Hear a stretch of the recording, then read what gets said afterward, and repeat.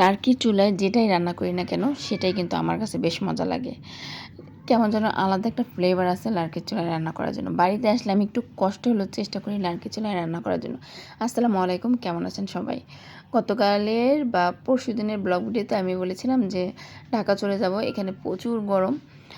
আসলে প্রচুর গরম ছিল আর অতিরিক্ত মশা। তো কিন্তু আল্লাহর রহমতের বৃষ্টি হয়েছে পরদিনই। আর এখন তো মনে হচ্ছে এখানে শীত পড়ে গেছে, মানে অতিরিক্ত গরম আবার হচ্ছে অতিরিক্ত ঠান্ডা। এই যে একটু বৃষ্টি হয়েছে এখন, মানে রাত্রে ফ্যান ছাড়া লাগে না যে এতটা ঠান্ডা লাগে। তো সকালে ঘুম থেকে উঠে দেখলাম পাতা পড়ে উঠানটা একেবারে ভরে গেছে। প্রচুর বড় বড় গাছ আমাদের বাসায়। তো একটু ঝাড়ু দিয়ে পরিষ্কার করে নিলাম সামনেটা। তারপর হচ্ছে আমি অথই আর নূর মোহাম্মদ হচ্ছে একটু বাইরে যাচ্ছি। আমাদের এখানে যে মার্কেট আছে বা বাজার বলে ওইখানে যাব। তো এটা হচ্ছে অথৈ সাবিদের জীবনের ফার্স্ট স্কুল। এখানে তারা প্লে থেকে নার্সারি পর্যন্ত পড়ছে। সাবিত শুধু প্লে পড়ছিল। তারপর হচ্ছে তাদেরকে নিয়ে উত্তরা চলে যাই, ওইখানে ভর্তি করে দিই। মূলত আমাদের উত্তরা থাকা পড়ে শুধু ওদের লেখাপড়ার জন্যই। কারণ হচ্ছে আমাদের এখান থেকে উত্তরা কিন্তু বেশি একটা দূরে না, কিন্তু যাওয়া আসাটা একটু ঝামেলা। তার জন্য বাসা এখানে নিয়ে গেছি। তার এই তো এখানে চলে আসছি। তো এই দোকানটা হচ্ছে সব রকমের জিনিস আছে। এটা ছিল 1 টাকা থেকে 99 টাকা, মানে মানে লেখা ছিল যে 99 টাকা পর্যন্ত সব জিনিস, কিন্তু এখানে এর চেয়ে তো বেশি বেশি দামের জিনিস ছিল।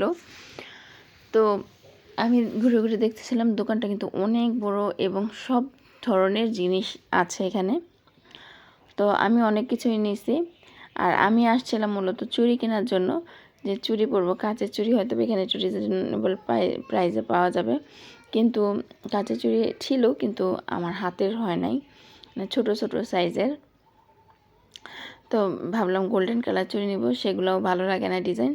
তারপর হচ্ছে এই তো বাসায় চলে আসছি। আর এখানে আমার গ্লাস নাই, যেহেতু থাকা পড়ে না। আর হচ্ছে প্লাস্টিকের কোনো জিনিস দেখা যায় ময়লা কীরকম যেন হয়ে যায়, জন্য কাঁচের গ্লাস নিয়ে আসলাম। আর এই যে এক হাত দিয়ে খুলছি, কারণ হচ্ছে আমি হাতে মেহেদি দিয়ে রাখছি। আর এই মেহেদিগুলো কি জানেন, ওই যে মাথায় দেয় না 20 টাকা দামের প্যাকেট, এগুলো এনে আমি হাতে দিছি। তো এই যে গ্লাসটার প্রাইস ছিল হচ্ছে এক সেটের 450 টাকা। আমি মনে করি যেটা অনেক কমই ছিল। তারপরে যে একটা ডাল ঘুটি নিয়ে আসছি, এখানে কাঠেরটা আছে, কাঠেরটা দিয়ে আমি করতে পারি না, কেমন যেন ওটা নড়ে। একটা মোড়া আগের ছিল, ভেঙে গেছে, তার জন্য আরেকটা মোড়া নিয়ে আসলাম।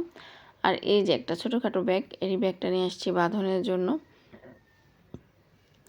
তারপর টুকটাক মানে কি বলে একটু শপিং। যে এই সানগ্লাসগুলো আমি হচ্ছে উত্তরা থেকে 250 টাকা করে কিনছিলাম, এখানে হচ্ছে 120 টাকা করে নিছে। তো তার জন্য হচ্ছে আমি নূর মোহাম্মদের জন্য 2টা নিয়ে আসছি, একটা আইলাইনার। আর হচ্ছে যে তুলিগুলো খুব লাগে অথৈর আমার। আর হচ্ছে এই যে আইশ্যাডো নিয়ে আসছি এরকম। আর একটা আছে, এটা মনে হয় ব্লাশন বলে। যাই হোক, এগুলা নাম জানি না, আমি খুব বেশি একটা ইউজ করা হয় না। তো তারপর হচ্ছে যে একটা ব্যাসলাইট, এটাও বাঁধনের জন্য নিয়ে আসছি।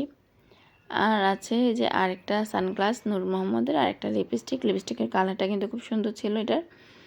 তো এই লিপস্টিকটা যেন কত নিচ্ছে মনে নাই। আর এই যে একটা ঘড়িটা ছিল মাত্র 250 টাকার। 300 টাকা চাইছে, 250 টাকার ঘড়ি। তো জানি না কেমন হয়েছে, অথবা বলছে নেবে, তো কিনে দিলাম কমের মধ্যে। তো এই ছিল আমাদের শপিং। তো চুড়ি তো নিয়ে আসতে পারি নাই। আর এখন হচ্ছে বিকেলবেলা আমি রান্না করব। তো আজকে নিরামিষ রান্না করব আর মাছও রান্না করব। তো এখানে হচ্ছে যে আমার দর্শকরা বসে আছে, যখনই আমি রান্না করি ওরা হচ্ছে এরকম গোল হয়ে চেয়ার নিয়ে আমার সামনে বসে থাকে। মানে কি রান্না করে কাকে দেখতে হবে, মা কীভাবে রান্না করে দেখতে হবে, অবশ্যই হেল্পও করে, এটা লাগবে ওটা লাগবে, ওরা সবে ধরে ধরে সব নিয়ে আসে। তো এই যে লার্কি চুলায় রান্না করতে গেলে ভালোই লাগে, কিন্তু চুলা ধরাইতে খুব বিরক্ত।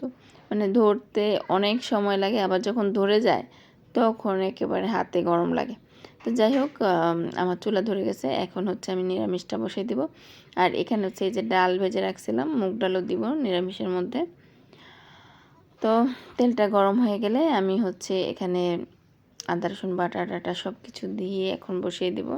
আর আমি চেষ্টা করি অনেক জোরে জোরে কথা বলার, কিন্তু এখন আমার কেন যেন লো হয়ে গেছে স্পিড, জানি না কেন। তো তারপরে এখানে আমি হলুদের গুঁড়া, মরিচের গুঁড়া, ধনিয়ার গুঁড়া দিয়ে দিলাম লবণ। তারপর মশলাটাকে ভালোভাবে কষিয়ে নিব। কষানো হয়ে গেলে এখানে আগে থেকে ধুয়ে রাখা আমাদের সবজিগুলো দিয়ে দিচ্ছি। সবজিগুলো দিয়ে আমি কিন্তু ডালও দিয়ে দিয়েছি।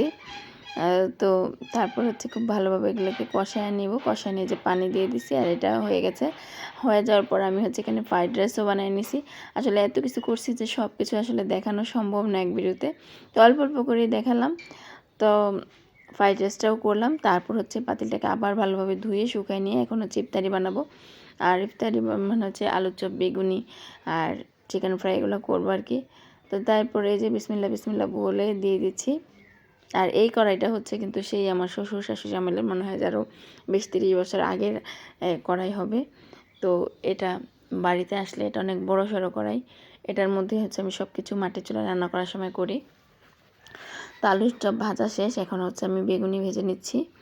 আর এই দেখুন কত সুন্দর হয়েছে, মুচমুচে মুচমুচে।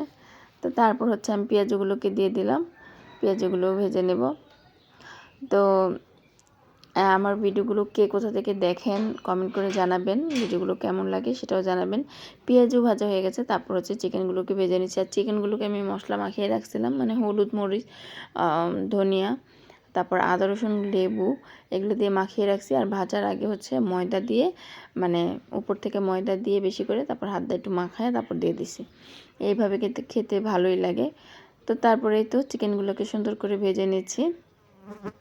তো এরপর হচ্ছে আমরা ইফতারি করে খাওয়া দাওয়া শেষ করে এখন বাচ্চারা দেখেন এই যে আম নিয়ে আসছে, দিনই আম পেড়ে রাখছিল গাছ থেকে, তারপরে এই যে আম খাচ্ছিল সবাই মিশে। আসলে বাচ্চারা, আমরা যতই বলি গরম লাগে, এই লাগে সেই লাগে, কিন্তু ওরা কিন্তু খুব এনজয় করে। তো সবাই ভালো থাকবেন, আল্লাহ হাফেজ।